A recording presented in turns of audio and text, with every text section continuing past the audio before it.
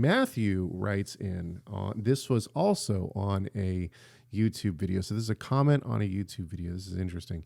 He says, anyone not keeping the seventh-day Sabbath is deceived by Satan and probably not even saved. Now, and then he quotes, and then he cites Daniel 7:25. Now, let's just go quickly to Daniel 7:25 and see what it says. It says, he shall speak. I apologize for that. Let me turn my ringer off.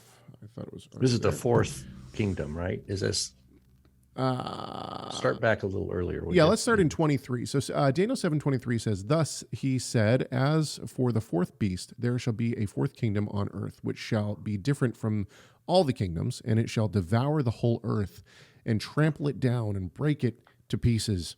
As for the 10 horns, out of this kingdom 10 kings shall arise, and another shall arise after them. He shall be different from the former ones, and shall put down 3 kings. He shall speak words against the Most High, and shall wear out the saints of the Most High, and shall think to change the times and the law, and they shall be given into his hand for a time, times, and half a time. So I think the obvious, what's obviously happening here is the person who is saying this, Matthew is saying that according to Daniel 7:25, a person who doesn't keep the Sabbath is not saved. Now, ultimately, we could look at Daniel, right? We could look at the book of Daniel and we could try to exegete Daniel. But I think that this actually is, I think what I want to focus on here rather is the person is probably not saved. I think that this is actually one of the, so when the broader Christian community looks at those in the Torah movement and say these people are legalists, this is why. The notion that you can do works, and ultimately it's a bigger issue, and I know people are not going to like this, but this goes back to what I would consider the logical conclusion of Arminian theology. And the reason I say that is because if you can lose your salvation, that means that if you can do works that will make you no longer saved. So therefore, the logical counter to that is that you can do works that keep you saved and or save you. So I completely reject this.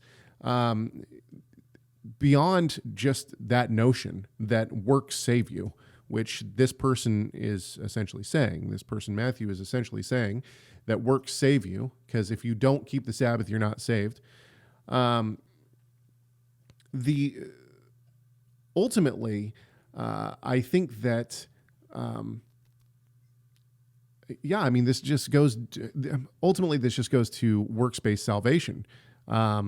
And I think this is one of the reasons that many within the mainstream Christian movement are saying, no, keeping the Torah is not, this is legalistic. It is legalistic if you think that's going to save you. We are saved by one work, and that work is the death of Christ, the death, the resurrection, and the ascension of Christ. And so I think that I think that this is a major, major theological issue. But what I was going to say, beyond all of this, there are places where I am wrong when it comes to Torah observance, when it comes to the law. There are places where this person, Matthew, is wrong when it comes to observance of the law. There are places where Rob is wrong when it comes to observance of the law. We are humans. We are not perfect.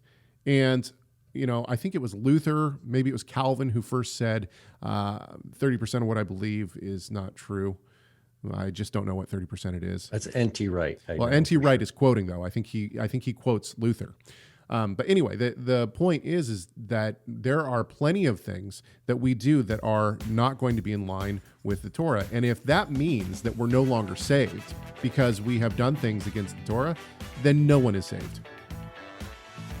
Thank you so much for watching this video. Tell us your thoughts on this subject by leaving a comment in the comment section. Make sure you like, share, subscribe, and enable those notifications. And we'll see you in the next video.